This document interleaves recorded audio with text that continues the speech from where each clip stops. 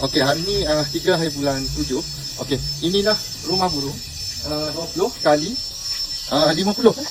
Okey. Dan di sebelahnya ini rumah. Okey, ada rumah burung untuk tinggal. Lepas tu ada pula rumah burung di sebelahnya.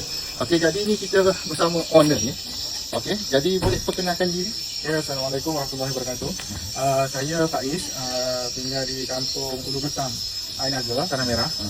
Di sini dikenali saya sebagai Pak Su lah. Okey. Jadi apa yang Pak Su Is tengok selama 4 bulan ni tadi, apa Pak Su Is nampak lepas dibaiki tu? Okey, alhamdulillah. Setakat hari ini saya tengok result positif. Setelah 5 tahun gagal dalam menjadi usahawan sarang burung lah.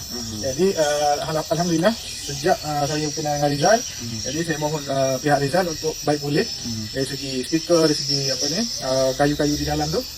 Jadi result setelah 4 bulan renovate, alhamdulillah saya nampak di kayu tu banyak putih lah, maksudnya sarang makin banyak. Alhamdulillah. Jadi masa 5 tahun gagal tu ada sarang tak? Sarang tu kata tak ada langsung tu tidak, ada tapi tidak membuatkan hasil lah. Hanya sekadar untuk melihat saja. Melihat saja.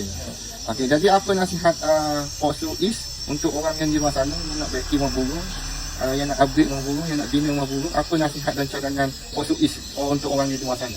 Okey, untuk orang di luar sana yang pernah gagal seperti saya recommend berjumpa dengan Cik Rizal untuk baik pulih sarang burung yang tiada hasil.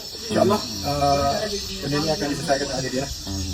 Okey, jadi terima kasih Pak Su Is kerana percayakan saya. Saya doakan semoga Pak Su Is umur Pak Su Is berkembang biak cepat lah. Alhamdulillah, terima kasih. Okey, nanti kita masuk ke dalam untuk tengok hasil yang ni. Okey.